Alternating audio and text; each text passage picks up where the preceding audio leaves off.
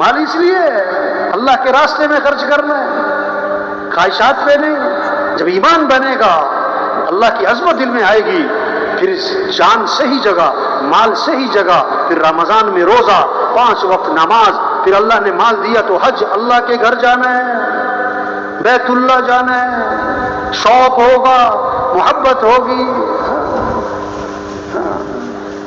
شوق سے جانا، محبت سے جانا۔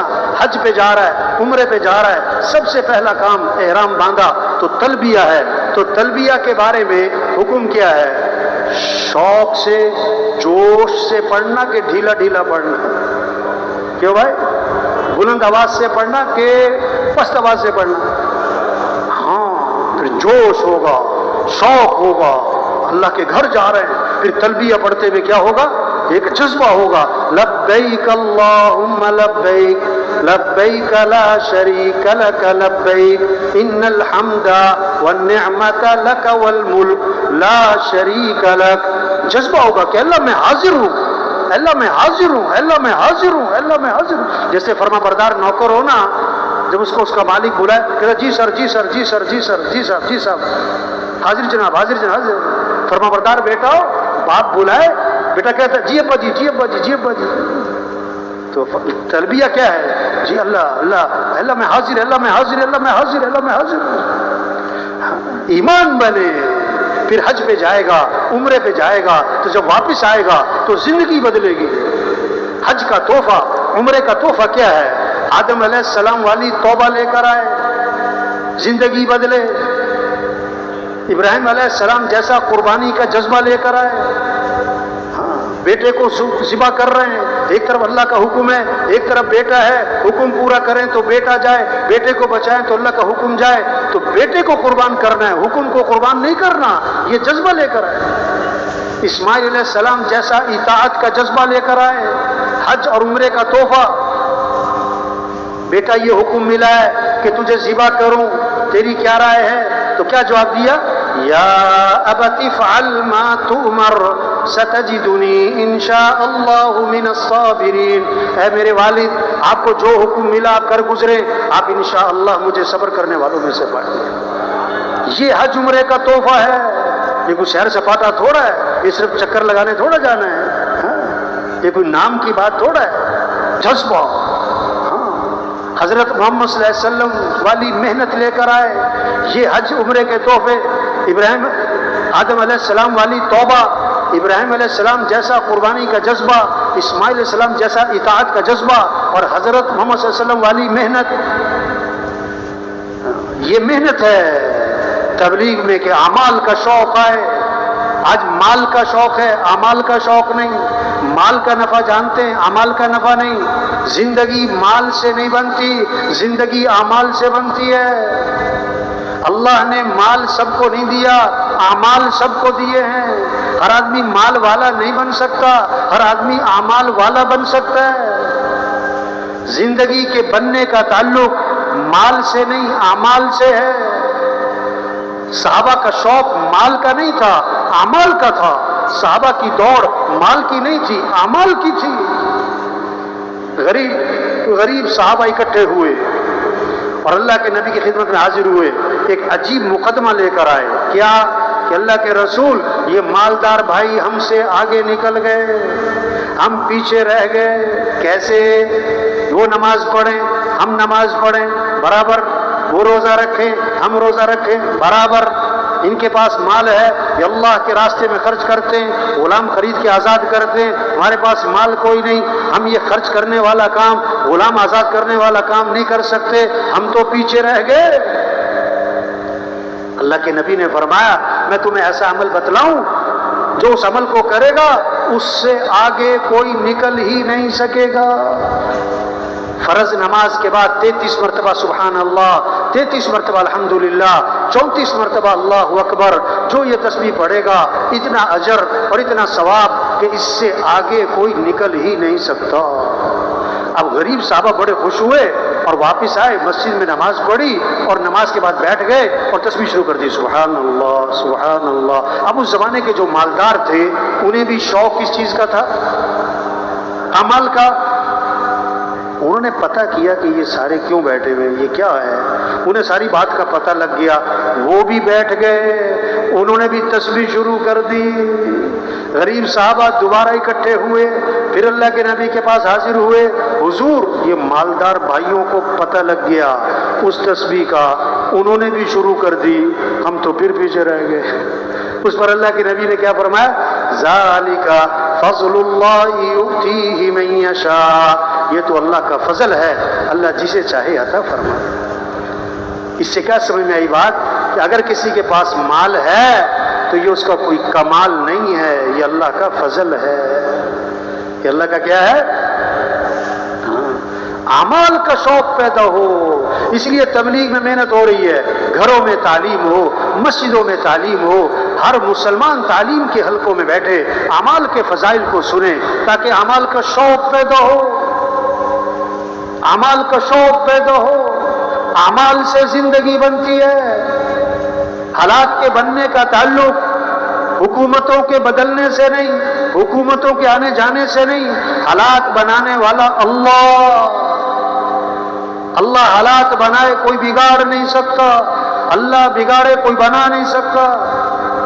اور اللہ بندوں کے اعمال دیکھتے ہیں، جیسے اعمال ہوں گے ویسے حالات ہوں گے۔ اعمال اچھے تو حالات اچھے، اعمال خراب تو حالات خراب۔ کیکر کے درخت پہ آم نہیں لگتا، کیکر کا درخت لگا کے آم کا انتظار جہالت۔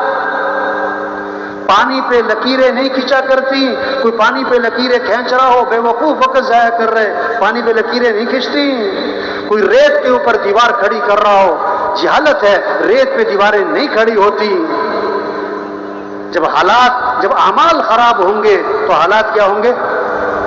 حالات کیا ہوں گے بھائی؟ مال کی کثرت سے حالات ٹھیک نہیں ہوں گے،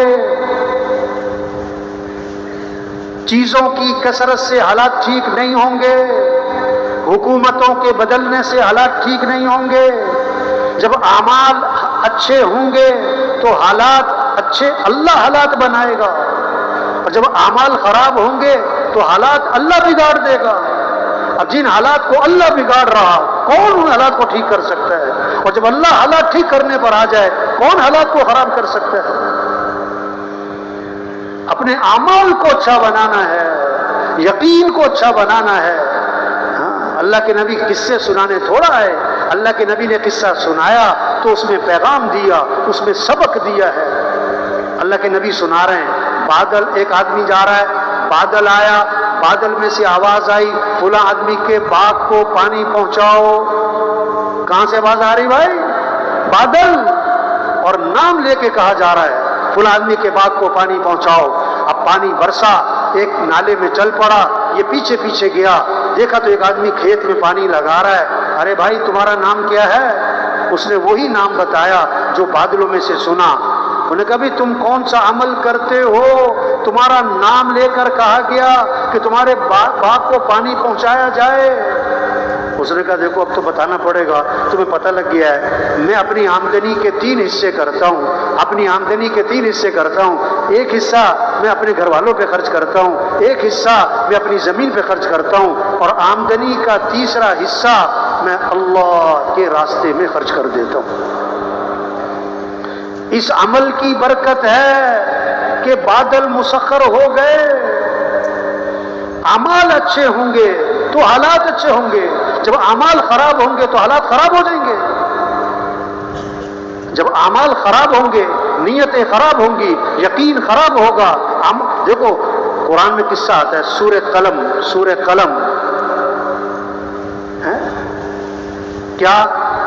باغ ہے، پھل ٹوٹتا ہے، خوب غریبوں پہ تقسیم کرتا ہے، ضرورت مند لوگوں پہ خرچ کر دیتا ہے۔ باپ فوت ہو گیا، بچوں نے کہا ہمارا باپ بے وقوف تھا۔ کیا کہتے ہیں؟ وہ اپنے آپ کو بڑے ذہین سمجھ رہے ہیں کہ اتنا لوگوں پہ خرچ کر دیتا تھا، اگر یہ سارا مال بچا کے رکھتا آج ہم کتنے مالدار ہوتے۔ ہم نے کسی غریب کو کچھ نہیں دینا، ہم نے سارا مال بچا کے سارا پھل جو ہے جو ٹوٹے گا، ساری کھیتی گھر لے کے جانی ہے۔ ابھی اس کی نیت کی ہے، اب رات کو جانا ہے پھل توڑنے تاکہ کسی غریب کو پتہ ہی نہ لگے. اب رات کو جا رہے ہیں چپ کے باتیں کرتے کرتے. جب باغ پر پہنچے تو کیا دیکھا؟ باغ کا تو نام و نشان ہی نہیں. فطاف علیہا طائف من ربک وہم نائمون. وہ بڑے ابھی سو رہے تھے، اللہ کی طرف سے ایک آگ کا عذاب آیا اور سارے باغ کو جلا کے راکھ کر دیا اس کو. ارے ہم تو غلط راستے پہ آ گئے، یہ تو ہمارا باغ نہیں. دائیں بائیں گئے تو پتہ لگا کہ نہیں، راستہ تو صحیح ہے، یہ تو اللہ کا عذاب آیا. ہاں، جب نیتیں خراب ہوں گی، جب اعمال خراب ہوں گے تو پھر حالات ٹھیک. اعمال کا شوق ہو، اعمال سے زندگی بنتی ہے. اللہ نے ہمیں اعمال دیے ہیں. نماز ہمارے مسئلوں کا حل ہے. یہ صرف برکت کی چیز نہیں ہے، نماز میں مسئلوں کا حل ہے. نماز میں کاموں کا بننا چھپا ہوا ہے.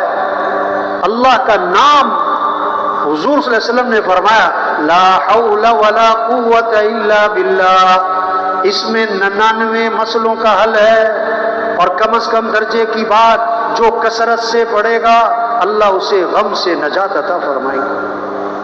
ہاں، آپ صلی اللہ علیہ وسلم نے فرمایا جو فجر کی نماز کے بعد 7 مرتبہ پڑھے حسبی اللہ لا الہ الا ہو علیہ توکلت وہو رب العرش العظیم.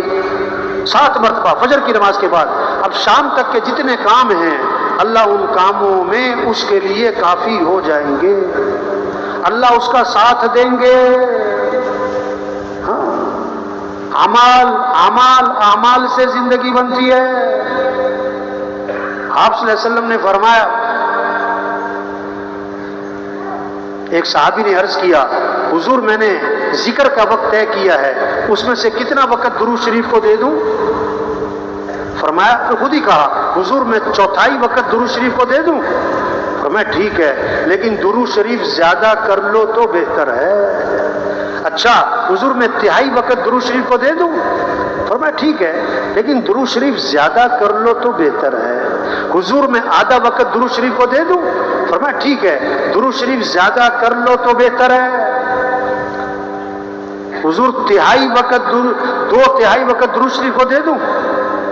فرمایا ٹھیک ہے، لیکن درود شریف زیادہ کرو تو بہتر ہے. عرض کیا اچھا میں سارا وقت درود شریف کو دے دیتا ہوں، میں درود شریف ہی پڑھتا رہوں گا. اللہ کے نبی نے فرمایا اذن تکفا ہمک ویغفر ذنبک. اگر تم ایسا کرو گے تمہاری ساری پریشانیاں دور ہو جائیں گی اور تمہارے سارے گناہوں کو معاف کر دیا جائے گا. ہمارے مسئلوں کا حل یہ ہے نماز، ذکر، درود شریف کی کثرت. چھوٹا سا درود شریف بتاؤں، صلی اللہ علی النبی الامی، صلی اللہ علی النبی الامی. چھوٹا سا درود شریف. اور ایک حدیث میں عجیب بات، حضور صلی اللہ علیہ وسلم